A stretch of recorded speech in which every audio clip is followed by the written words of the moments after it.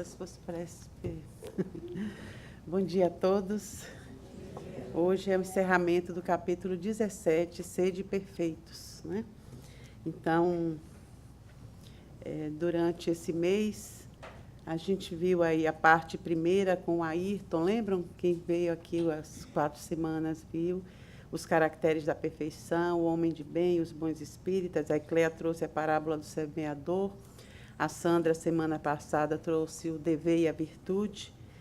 E hoje a gente vai falar sobre os superiores e os inferiores, o homem no mundo e cuidar do corpo e do espírito. Então, só queria relembrar a proposta, né, que Jesus nos faz nesse início do capítulo do Evangelho, que ele diz assim: amai os vossos inimigos, fazei o bem aos que vos odeiam e orai pelos que vos perseguem e caluniam. Porque se somente amardes os que vos amam, que recompensa tereis disso? Não fazem assim também os publicanos? Se unicamente saudardes os vossos irmãos, que fazeis com isso mais do que os outros? Não fazem o mesmo os pagãos? E aí ele diz: sede, pois, vós outros perfeitos, como perfeito é vosso Pai Celestial, né? E aí a primeira encrenca é essa, que a gente fica sem saber como ser perfeito, como Deus é perfeito. Mas Deus é a perfeição absoluta, né? Porque não teve início, não tem meio e não tem fim. E nós, por sermos espíritos imortais, com essa finalidade de perfeição, como Deus quer de nós, é essa perfeição relativa. Então, para que a gente vá atingindo, como atingir isso? É só num final de existências? Como é que a gente chega a essa perfeição? Que Jesus já diz aqui: sede, pois, vós outros perfeitos, como perfeito é o vosso Pai Celestial. Apenas assim, ó, começa a amar os inimigos, faça o bem às pessoas, né? Faça às pessoas o que você queria que fizesse por você. Então, amando o outro, né? Tendo o outro como seu próximo, que é o recurso que a vida lhe coloca para que a gente possa crescer, a gente vai atingindo a perfeição todos os dias, se a gente quiser. Se todos os dias a gente caminhar um pouquinho em direção a essa perfeição relativa do final completa, a gente é como se a gente estivesse vivendo, realizando a perfeição de Deus todos os dias. Porque se as leis de Deus estão na nossa consciência, se Deus é em nós, não é? Nós somos parte de Deus como a natureza e tudo que Ele criou. Se todos os dias a gente cumpre alguma coisa que está no nosso roteiro cumprir, a gente vai chegando, é como se a gente estivesse ouvindo o pensamento de Deus em nós todos os dias. Porque a gente faz várias coisas que a gente não deveria, depois a gente reflete e diz: não deveria ter feito isso, não deveria ter feito aquilo. A gente faz até uma lista grande do que não deveria ter dito, feito, né? Respondido e pensado e várias coisas. Mas, assim, a lista das coisas que a gente deve fazer, só mesmo aquela: fiz mercado, fui ao médico, botei gasolina, essa a gente faz. Mas aquela lista de atitudes positivas, internas, aquela que a gente pode dizer: puxa vida, hoje foi tudo diferente de ontem. Porque ontem eu tive a vontade de responder aquilo àquela pessoa de forma rude, e respondi mesmo. E saí de lá meio insatisfeita, mas até gostando de ter jogado a pedra. Hoje eu tive a mesma oportunidade contra a pessoa, mas eu disse: não, hoje eu vou agir diferente. Eu vou só escutar a dor que esta pessoa está me falando sobre esta dor, mas não vou tratar isso com piadas ou com ironias, como se a dor do outro não fosse, não tivesse nenhum valor para mim. Vou dar algum valor ao que o outro está passando.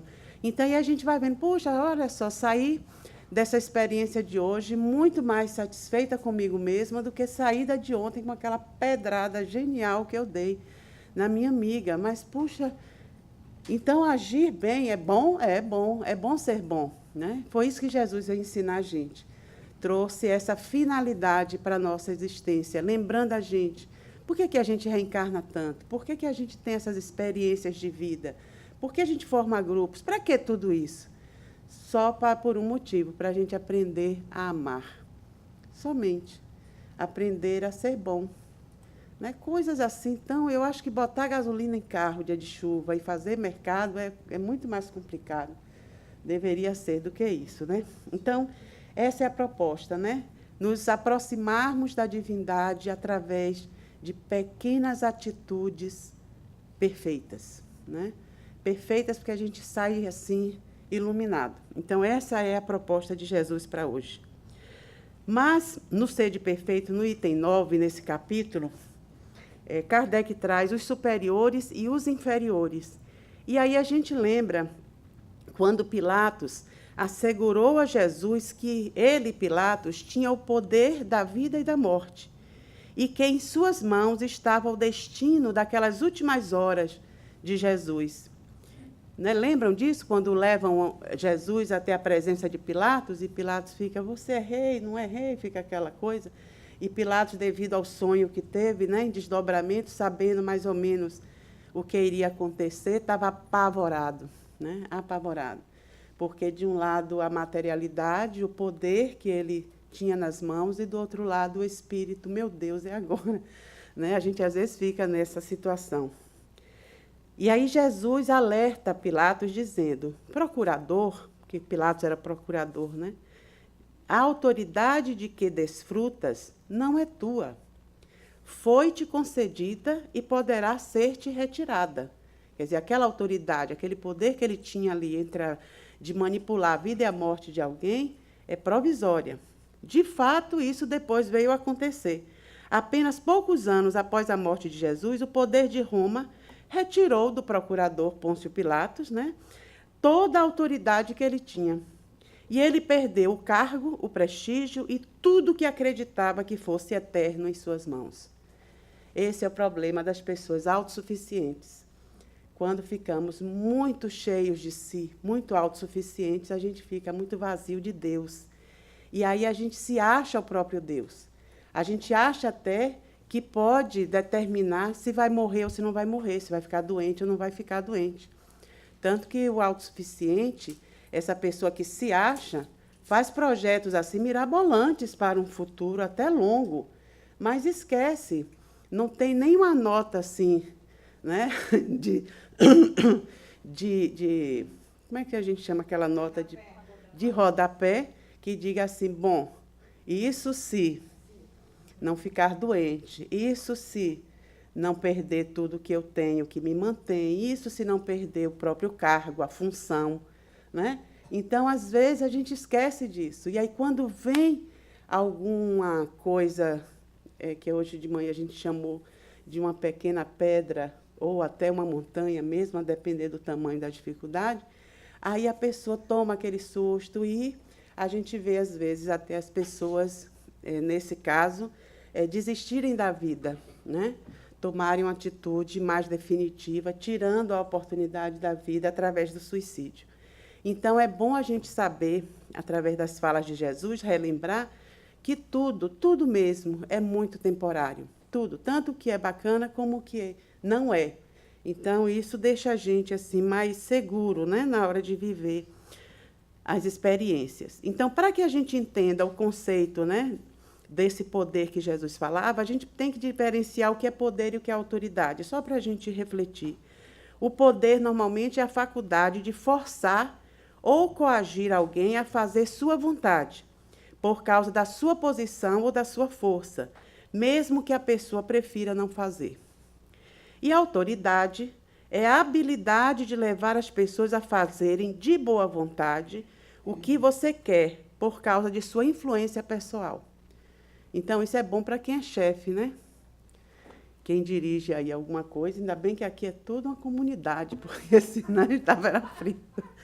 Não é? A diferença, né? Porque o poder é o contrário, o inverso do amor. Onde o poder está, o amor não se estabelece, né? Por isso. E no Livro dos Espíritos, na pergunta 829, Kardec pergunta, haverá homens que estejam, por natureza, destinados a ser propriedade de outros homens? É contrária à lei de Deus toda sujeição absoluta de um homem a outro homem. A escravidão é um abuso da força. ela desaparece com o progresso, como gradativamente desaparecerão todos os abusos, né? Então, tu olha, vê como é temporário? Os espíritos já dizem, vai desaparecer tudo. Então, a gente só tem que procurar não fazer, porque para desaparecer, a gente sabe que a maioria dessas mais tendências que a gente tem é fruto do nosso orgulho e do nosso egoísmo, que são as duas feridas grandes que provocam outras feridinhas menores, né? Então, a gente às vezes quer, eu quero deixar de ser orgulhoso. Tem uma escada aí a percorrer, porque é tanto filhotinho que essas duas coisas produzem, que a gente, às vezes, por isso que a gente leva vidas trabalhando nisso, né? Então, a autoridade, a gente tem que ter cuidado por isso, porque a autoridade, tanto quanto a riqueza, ela é uma concessão divina. Numa encarnação, a gente pode vir, né, com determinadas funções de chefia, determinadas funções de conduzir, gerir grupos, mas isso é uma concessão naquela vida. Então, numa próxima existência, pode ser justamente o contrário à experiência, né? Você perder aquela concessão de ser o chefe e passar a ser o subalterno. Por isso que é bom a gente agir na autoridade sem deixar que o poder contamine, né? Sabendo que ali você está gerindo aquilo, mas para levar aquelas pessoas para um melhor processo. E que, muitas vezes, as pessoas que são seus subalternos podem, de repente, ter ideias muito melhores que as suas. Então, é bom que você, lógico, quem é um chefe de uma empresa muito esperto, é lógico, se o subalterno dele dá uma boa ideia, ele adota logo aquilo, mas nem sempre ele congratula o subordinado pela ideia que teve. Ainda chega na reunião e diz, olha, eu tive uma ideia maravilhosa para resolver todos os problemas. Então, isso ainda é o egoísmo, né? Outros ainda dão um aumento no salário, mas não cita a pessoa, também é egoísmo, né? Então, às vezes, se aquele chefe tivesse um olhar, fosse realmente uma pessoa inteligente, esperta, traria talvez aquele subalterno mais próximo para que o ajudasse a gerir aquela empresa. Por que não, né? Então, são concessões, né? A riqueza também, que às vezes também ilude muito, né? São todas as funções superiores, assim, que a pessoa se sente superior, liderando o inferior. E rico, né? Porque rico e pobre acha que o rico pode mais, são concessões que depois, inclusive, a gente tem, são mais coisas para a gente prestar conta quando chega no mundo espiritual, porque teve uma grande quantidade de suporte material para gerir. Quando você vem pobre, pelo menos, lógico, é só o orgulho ali, porque de repente você era rico na encarnação, vem pobre na outra, aí você volta meio, cadê o orgulho, né? Meio orgulhoso. Aí fica chateado, começa a roubar as coisas dos outros, o tênis, o celular, porque são coisas que você tinha e não tem mais. Mas o rico, ele tem mais coisas, realmente ele pode realizar mais. Ele pode ter mais acesso ao conhecimento acadêmico, então ele pode fazer muitos cursos, pode frequentar muitas universidades, pode ensinar, pode investir na ciência, no progresso do país ou do mundo.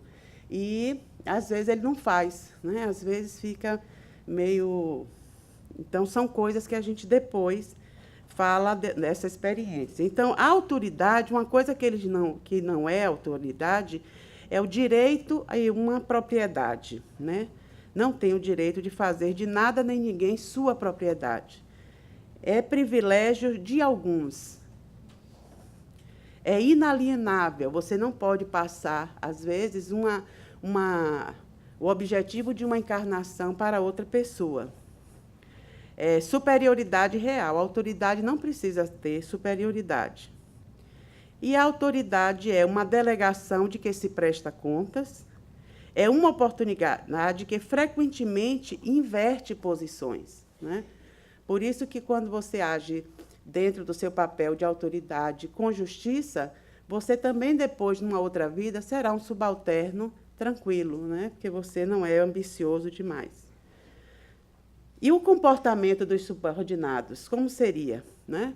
Porque a gente pensa que é só o outro que é orgulhoso, que é egoísta. Não, o subordinado também, às vezes, ele está naquele papel aquela hora, mas na outra, ele foi um bambambam. Então, precisa ser escrupuloso e cumprir o seu dever, né? Sem ambições maiores, que é uma coisa que a gente tem dificuldade de realizar. Qual é o padrão da minha vida nessa existência? Lógico que a gente não estaciona, né? Quanto mais habilidades a gente tiver, melhor a gente vai se saindo nas outras experiências de vida. Então, tudo que eu tiver a oportunidade de aprender, que eu tenha acesso, é melhor eu aprender, né? Tentei o fuxico, mas não deu certo. Uma vez lá no Brasil, eu tentei aprender a fazer aquele negocinho, aqueles fuxicos, né? Que faz aquelas bolsinhas.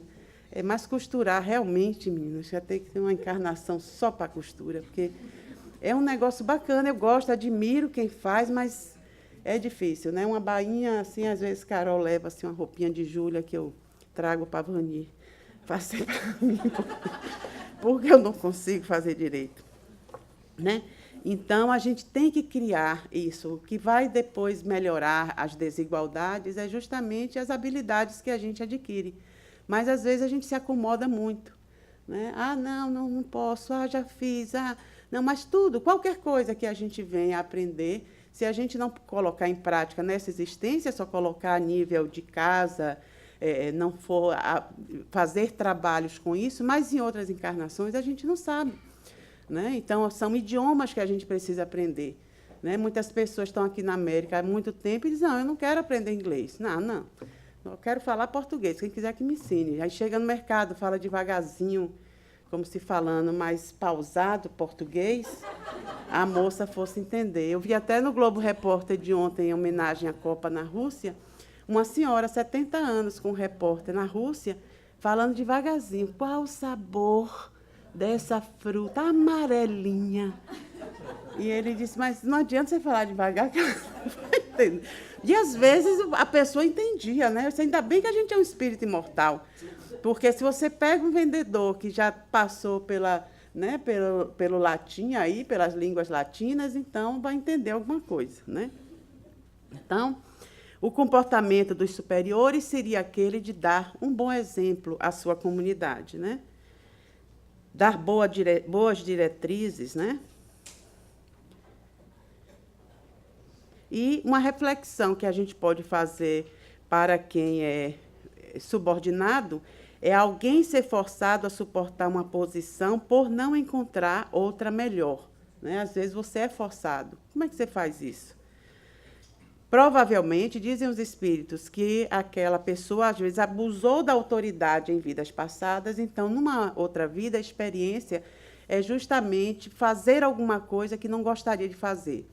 É como a leiborterapia aqui no centro, né? Nós temos um sistema de leiborterapia, e eu sempre pergunto às pessoas assim, o que é que você gosta de fazer? Né? E as pessoas dizem, isso, aquilo. Eu digo, o que é que você não gosta? Eu não gosto de criança, eu não gosto da cantina, eu não gosto de livro. Aí diz as coisas do centro que não gosta de ensinar, não gosta de palestra. Aí eu sempre convido a pessoa a começar pelo que não gosta. E logo depois, claro, assim que você realizar o que você não gosta, rapidamente você passa lá para o que gosta, que já é aquilo que você vai estar fazendo. Normalmente é assim, né? Às vezes não dá certo, mas normalmente é.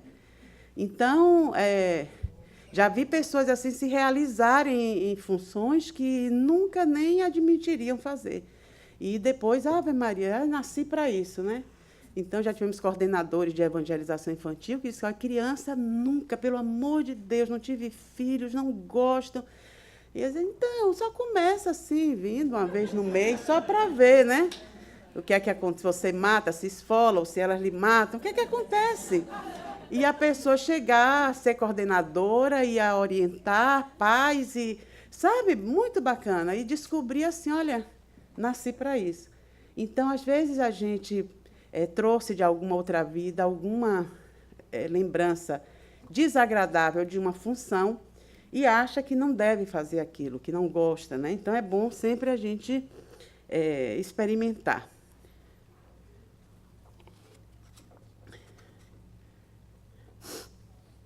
E isso é uma prova, né, eles dizem, os espíritos, para a nossa humildade. Quando a gente está numa situação inferior e veio de uma situação superior, a gente vê a falta de aceitação dos políticos no Brasil. Se eles aceitassem hoje a situação nova de estarem bastante ricos e terem tido uma vida bastante fácil para chegarem onde chegaram, e que, a partir daí, iam gerir todo um povo, né, toda uma nação, e podendo melhorar a saúde, a educação e tudo isso iria dar a eles a redenção de seus espíritos, de suas almas doentes, aí sim você diz realmente uma pessoa inteligente, como Paulo de Tarso foi. Mas o que é que eles fizeram? Deram um tiro no pé, né? Aí um guarda o dinheiro no apartamento, outro, sabe, deixa o país ficar míngua e não aceita recomeçar, fazer diferente. Você ficar ainda tentando artifícios para ver se continua. Então, essas coisas tornam o espírito de coração duro ainda sem possibilidades de mudar e continuar nesse planeta que está em regeneração e que vai sempre estar melhor do que era, e vai, a partir daí, tendo que viver outras experiências em outros planetas, né? Mas tudo bem. Mas é bom, às vezes, vai num lugar que não tem celular, não tem tablet, não tem computador, e tem que criar essas coisas. E, para criar essas coisas, precisa conquistar as pessoas para ajudá-los, ensinar, né? Fazer com que as pessoas se instruam, porque você sozinho não pode fazer tudo. Então, é bacana. Eu acho que Deus sempre está certo, graças a Deus, né? Então, todas essas provas, essas coisas que a gente, às vezes, se sente humilhado, é como a gente vem para a América e vive uma outra encarnação. A maioria, né, de nós vem para se submeter a um subemprego, à ilegalidade, a tantas coisas que a gente, mesmo assim, abraça a ideia de vir para os Estados Unidos, porque acha que vai ter uma oportunidade melhor do que no nosso país. Mas, quando chega aqui, muita gente não consegue. Muita gente, por motivos de orgulho, acham que não podem se submeter. Então, é aquele dentista que não se vê um garçom, um barman, um entregador de pizza, né? Aquela arquiteta que não se vê limpando uma casa. Então, é difícil. E, às vezes, nos dado essa oportunidade para a gente ver que você pode também passar a dar um rerouting no seu GPS encarnatório e começar a construir uma nova estrutura, uma nova experiência de vida, né?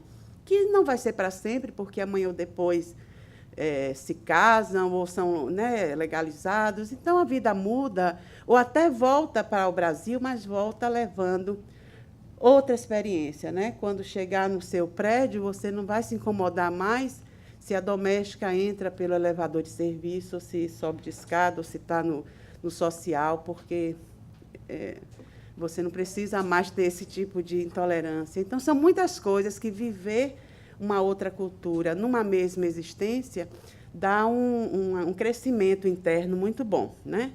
Então, outro item desse final do capítulo é o homem no mundo, né? Como se posicionar o homem no mundo. Então, eu achei assim que a convivência é a base, a nossa base de crescimento quando estamos encarnados. Então, eu botei aqui, não deve misturar-se. Misturar-se, que eu digo, é assim, virar aquela pessoa, a Maria vai com as outras. Ah, não, fulano, eu acho fulano muito inteligente, então o que ele diz eu concordo, o que ele faz eu faço também, as coisas que ele escolhe para comprar para ele também é meu gosto, e, sabe? A gente às vezes se mistura e só se mistura com um tipo, né? Um padrão de pessoas que a gente idealiza, bota na cabeça que ali é o melhor. Então, às vezes, a gente deixa de conviver com muitos padrões, com muitos tipos, com muitas opiniões, e dali tirar uma coisa para você, porque fica meio misturado, né?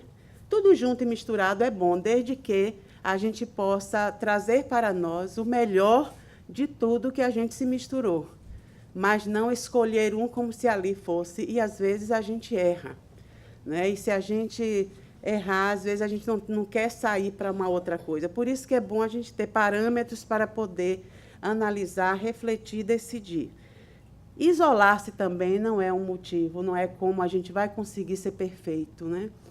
Porque muita gente pensa, né?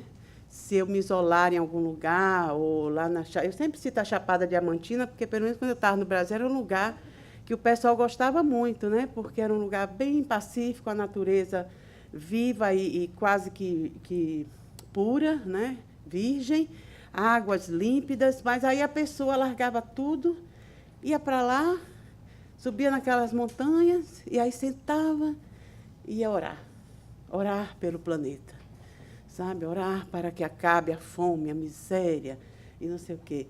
E passava, às vezes, anos ali, né? Comendo as coisinhas ali, aquelas, né? Não fazia nunca xixi o lago, graças a Deus, as lagoas lá são todas assim, muito, porque esses monges brasileiros, eram muito assim, brasileiros, né? Baiano, preguiçoso, carioca, aquele pessoal da preguiça, né? Aquele pessoal querendo servir. Eu nem digo mais só o resto do Brasil, para não, né? Os baianos também, né? Nada é perfeito. Iam, então, mas ali você não notava que você estava, com o tempo, não só envelhecendo, como ficando meio duro, né? Não fica crocante, igual qualquer pessoa que envelhece no normal, né? Fica meio duro assim, mas sabe o que é? O ferrugem. O ferrugem do movimento que a vida precisa ter com aquele indivíduo, né? A gente precisa dar movimento a nós mesmos através das energias que a vida nos oferece. Então, se a gente fica ali achando que barganhou com Deus e que dali vai direitinho para o reino dos céus, porque está orando, passa a vida orando, mesmo que as carmelitas descalças, né, as irmãs contemplativas, então, não cabe mais isso na nossa vida.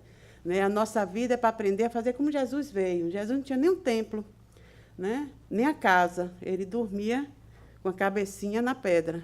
Né? E ia e vinha, descia e subia, né? Abraçava as pessoas, não tinha uma seleção, era todo mundo ali junto para poder ele ter mais amplitude para espalhar a boa nova. Então, não precisa dessas regras, né? de se sacrificar, de sair da família, de ir para algum lugar. Não. É dentro do que a gente está fazendo, a gente pode fazer tudo o que quiser. Né? No tempo de Jesus, ele precisava, eram só 3 anos, que já foi muito, eu acho, para um espírito daquela evolução, entregar, né, 3 anos de ministério a gente, sabendo que a gente ia acabar fazendo qualquer coisa bem ruim, como fez, é muito generoso, eu acho. Né? Mas nós temos as experiências, às vezes, de uma vida toda, dentro da família originária, dentro da família que estamos originando, com os amigos, no centro, no trabalho, quer dizer, a gente tem como se movimentar. Então, às vezes, a gente diz muito isso. Olha, eu não posso fazer tal tarefa porque eu ainda tenho um filho pequeno. Eu acho tanta graça disso, porque eu também tive. Todo mundo tem, né? Traz os filhos, né? Vem com os filhos, por que não? Mas, olha, eu não posso isso porque é o dia que eu faço evangelho no lar. Tem gente que me diz isso, você acredita? Aí eu tenho que dizer assim, troca o dia do evangelho. Ou faça de madrugada, antes do trabalho, enquanto você estiver no banheiro fazendo xixi, leia o evangelho. E agradeça a Deus pela sua vida, pela sua casa. Mas a gente bota empecilhos, sabe? Quando a ideia é crescer mais, é desenvolver mais o espiritual. A materialidade engessa tanto a gente fica meio que iludido com as coisas do mundo, e aí a gente esquece assim, meu Deus, eu tenho que cuidar das coisas importantes que eu vou levar daqui, que é a minha realidade. A minha realidade não é saber se amanhã eu vou para o trabalho. A minha realidade é saber que hoje eu posso morrer a qualquer hora. Hoje ainda. Então, a minha mala tem que estar pronta, o mais pronta possível, né? Mas é justamente essa mala que é a última a ser feita. Né? Essa é aquela esquecida. Mas os sacos de batata, de dor, de inveja, de agonia, de angústia, esse a gente sai diariamente com eles. Às vezes chega aqui no centro assim, ai, parece até que eu estou com encosto. Eu digo, 1 não, 2, 3, 5. E esses que a gente traz, né? Então, a gente precisa começar a pensar um pouquinho, porque muito, às vezes, a gente se assusta, mas um pouquinho com esse espírito. Esse espírito que foi, como esses 2 que nós citamos hoje, que suicidaram-se essa semana, que não avisaram. Ninguém sabia. Ver uma pessoa sorridente, bonita, bem-sucedida, alegre, que depois daquela hora que você encontrou, não existe mais. E não saiu da vida porque ficou doente, porque o avião explodiu, ou porque o carro... Não. Decidiu ir embora. Né? Então, isso é legal, né? Imagine, ninguém quer ir. Aí alguém decide ir fora de hora. Também não é bom, sabe? Porque pode estar tudo muito ruim, mas uma demonstração de perfeição é ter coragem de enfrentar o que está ruim. Enfrentar o que está péssimo, porque ruim às vezes sempre está. Mas enfrentar aquilo que está péssimo. Aquilo que eu chamo assim de um nó no pescoço, que às vezes, quando eu estou passando isso, eu sempre nas minhas orações, às vezes, né, quando já está muito apertado, aí eu digo aos espíritos assim, ó, de noite, né, para poder dormir, eles afrouxarem. Eu digo assim, ó, Joana, doutor Bezerra, pelo amor de Deus, só afrouxa assim um pouquinho, porque está até difícil de respirar. Aí posso morrer antes da hora, né? Aí eu barganho, né? Só um pouquinho, só para eu dar aquela respirada e continuar. Depois aí aperta e tudo. Aí no outro dia sempre tem uma grande ideia. Né? Porque quando vem alguma solução, no outro dia é sua solução. Ah, você teve uma grande ideia. Você é maravilhoso, você já esqueceu que o nó estava apertando, que você pediu ajuda e que o outro deu, mas não, a gente sempre diz que fomos nós, né? Que numa ideia brilhante, numa noite maravilhosa. Então, isolar-se, nada a ver. Misturar-se, mas não é a mistura, assim, de eu não sou mais eu e eu sou o que o outro quer que eu seja, o que o outro é. É a convivência, a gente tem que se atritar. Né? É assim que a gente vai se polindo como pedra preciosa que somos. Não chega alguém e vai polindo a gente com os outros. Ó, né? Então, não adianta fugir dos diferentes. Por isso que ele disse, amai os vossos inimigos, porque amar o que você já ama é muito fácil. Ame o inimigo, porque aquele que lhe chateia é ele. É ele o recurso que vai fazer você crescer. É nele que você vai ver quem você é. Olha, eu acho fulano assim, assim, assado. Mas sabe que eu também tenho umas coisinhas assim dele? Porque a gente só atrai os iguais. Então, né, a gente tem que ter essa ideia. O homem no mundo também, ele precisa viver em convivência porque é uma lei divina. A lei de sociedade é uma das leis de Deus. Né? Deus fez algumas leis para gerir todo esse universo que a gente conhece, que desconhece, e a tudo e a todos, natureza, nós, todo mundo que faz parte da criação, estão submetidos a essa lei. Então, a lei da sociedade é na vida social que a gente se desenvolve, se enriquece, satisfaz os anseios de compartilhar. Então, não adianta querer morar, não, vou morar lá num lugar bem longe para ficar longe daquele irmão que eu detesto. Talvez nessa vida, você aqui, ele lá, você até consiga. Mas na próxima ele vai vir bem pertinho, de novo, dentro de sua casa. De preferência, mas assim, muito lindo, muito maravilhoso, com coisas que você gosta, você se apaixona, casa com ele, entendeu? E ele quer separar de você e você não quer, não quer. Quanto mais a gente odeia, mais a gente tem motivo para estar junto. Então, porque quem se ama, não importa a distância, você ama. Né? O amor invade qualquer distância. E o ódio também, né? Só que o ódio aproxima. Porque enquanto o amor eu me purifico e purifico para quem eu estou irradiando, o ódio eu me intoxico quem está à minha volta e para quem eu estou mandando, no caso de querer receber. Então, viver em grupo é o lance, embora seja difícil. As desigualdades sociais também existem ainda no mundo, não é? A riqueza, a miséria, tudo isso ainda faz parte da nossa existência. Mas, infelizmente, essas diferenças só dependem de nós para serem sanadas. Infelizmente, também ainda é fruto das desigualdades de aptidões, né? Porque cada um se desenvolve em tal setor mais do que o outro, mas, às vezes, eu não me desenvolvo mesmo, eu não me desenvolvo para ser, nem tenho condições de enfrentar uma faculdade para ser um grande jurista, um grande advogado, mas eu também me nego a ser uma professora.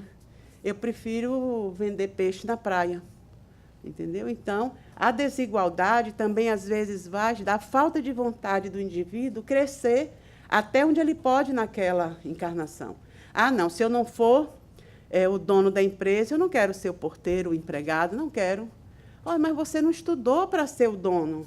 Você não tem competência para ser a secretária. Você não pode ser a recepção. O estudo que você se permitiu, por que você não vai ser porteiro e estuda mais um pouco para chegar à recepção? Quantas pessoas sobem, né, dentro dos lugares que trabalham, dentro da possibilidade, porque às vezes fica velho, às vezes tem família. Às vezes, a experiência traz essas dificuldades para a gente viver outros setores da emoção.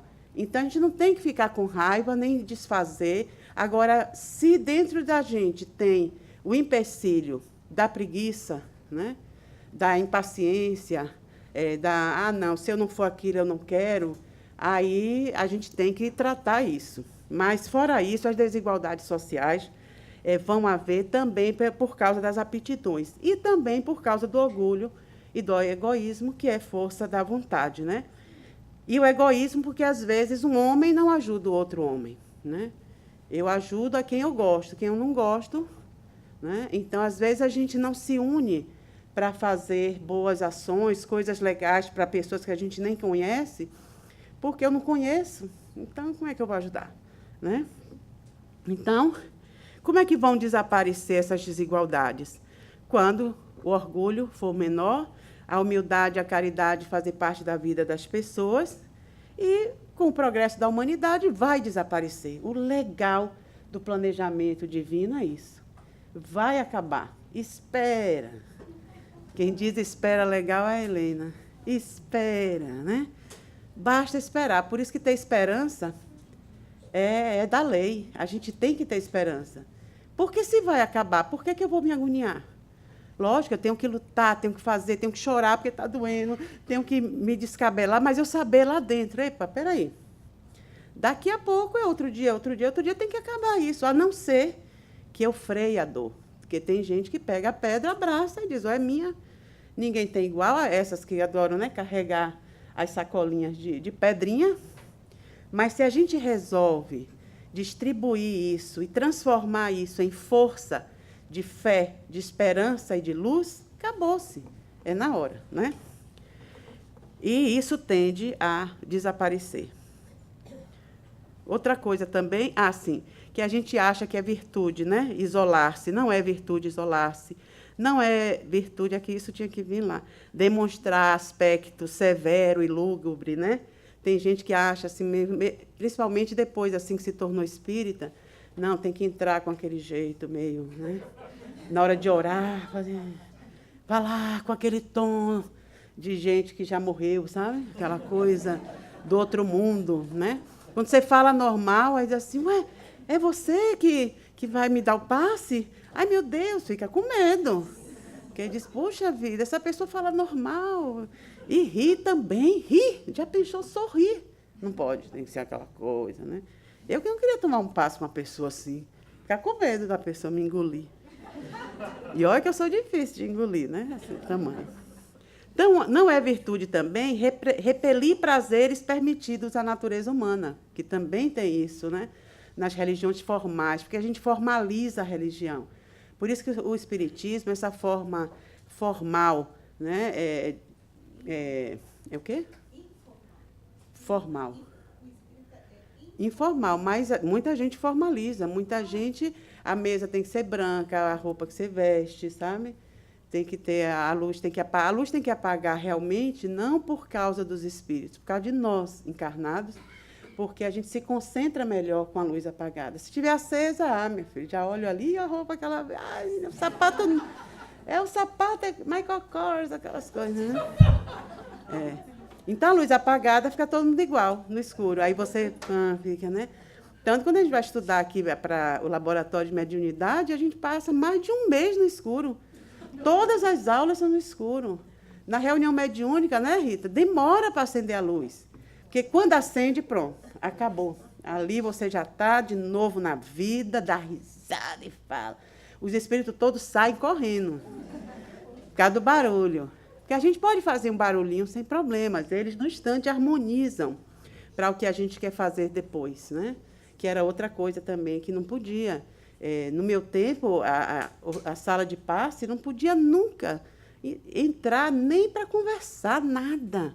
Não era, Beth? A sala de passe era ali intacta, sagrado. O pessoal ainda dizia assim, não, é sagrado.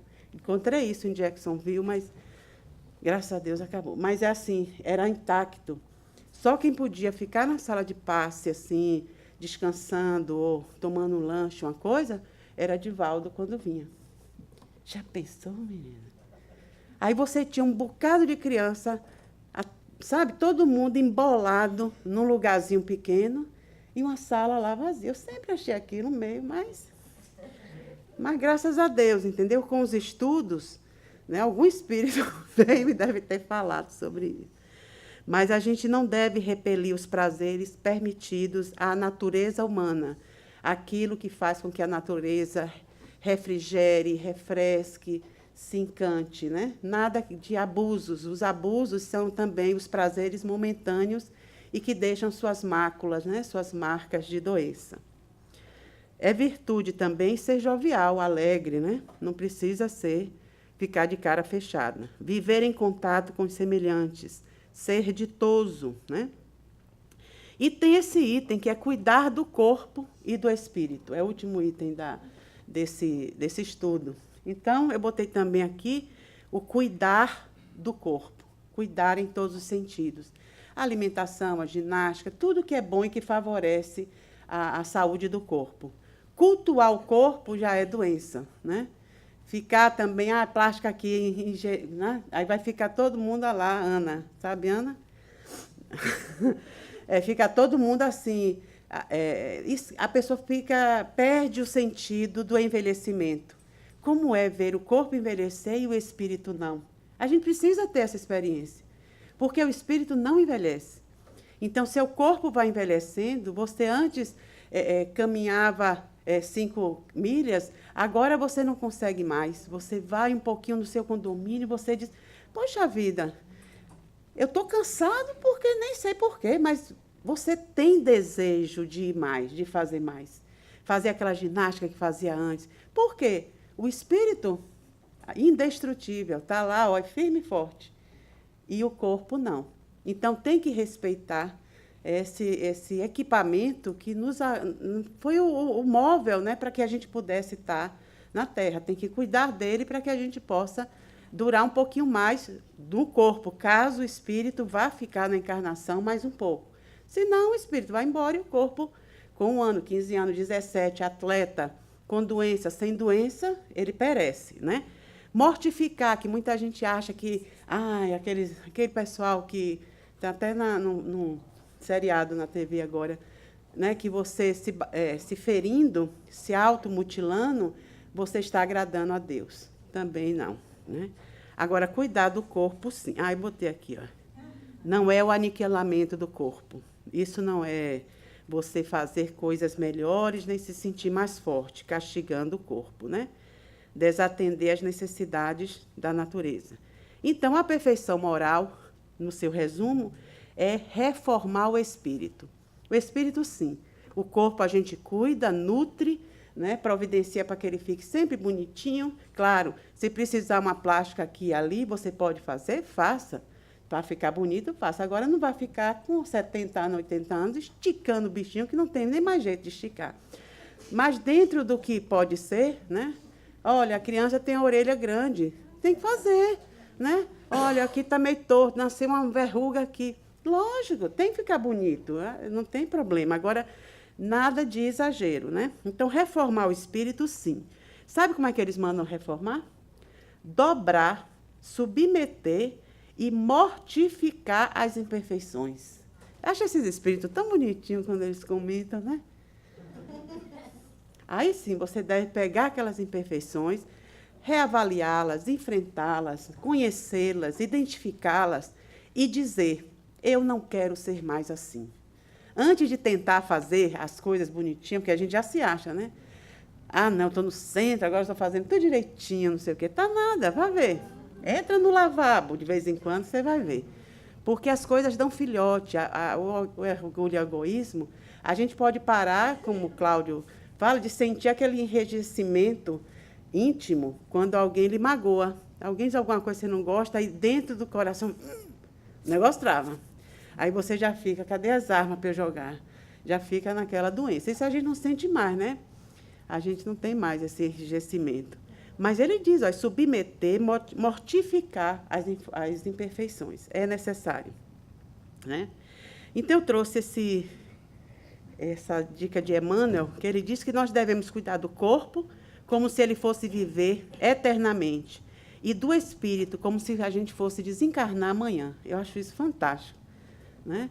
Então, a perfeição, essa perfeição que a gente quer atingir, que Jesus disse, né, sede perfeitos como perfeito é o vosso Pai, é esse exercício de ser melhor, não de ser perfeito, de ser melhor todos os dias. Como eu posso fazer isso? Isolado, não. Eu tenho que amar o meu próximo. E quem é o meu próximo? Quem é? Além dos nossos amores, porque aqueles que a gente ama, a gente já sabe que eles são. Eu adoro Emmanuel, porque ele dá umas chapuletadas finais, assim, bem bacana.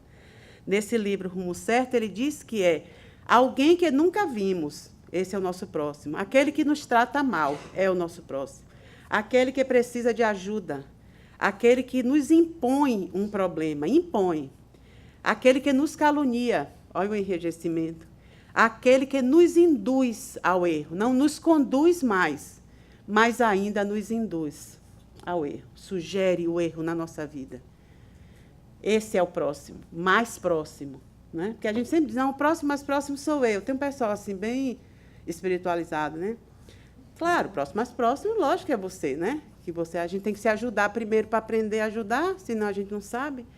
Mas quem é o meu próximo? Mais próximo? Não. Ah, meus filhos que estão em casa, por isso que eu constitui uma família, eu tenho que cuidar dessa minha pequena missão que Deus me deu e tá.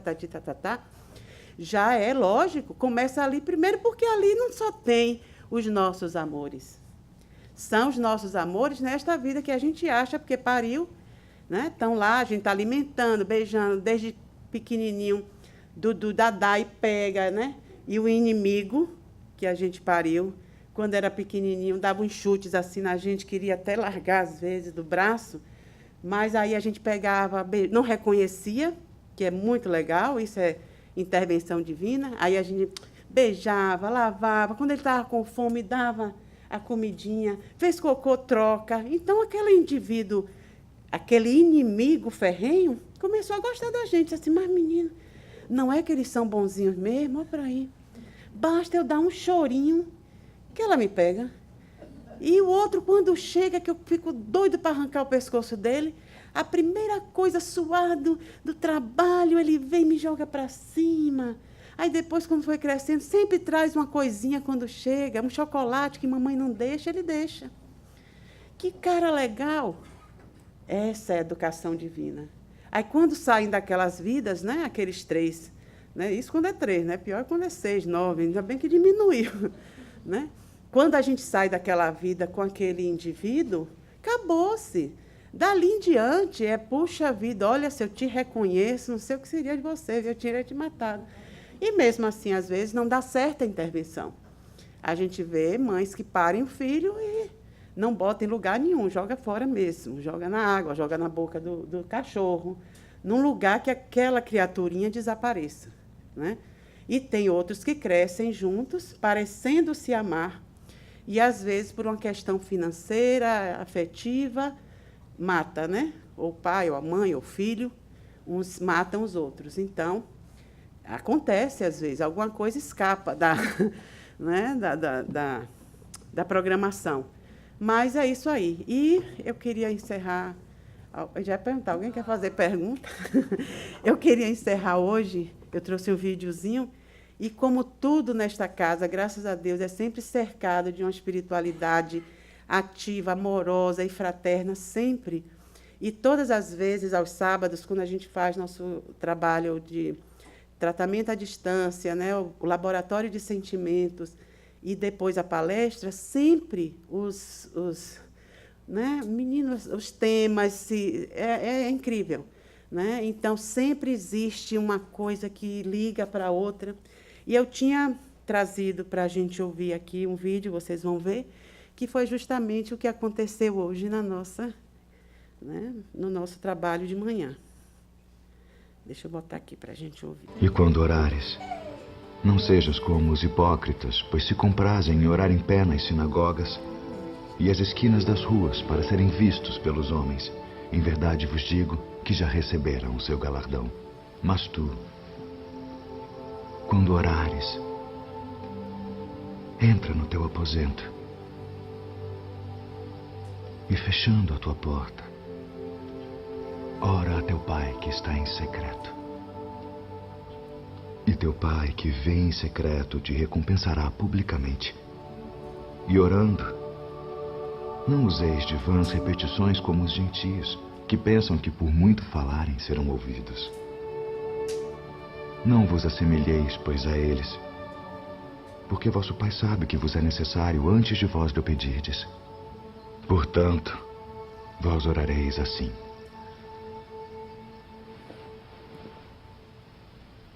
Pai nosso, que estás nos céus, santificado seja o teu nome. Venha o teu reino. Seja feita a tua vontade, assim na terra como no céu. O pão nosso de cada dia nos dá hoje.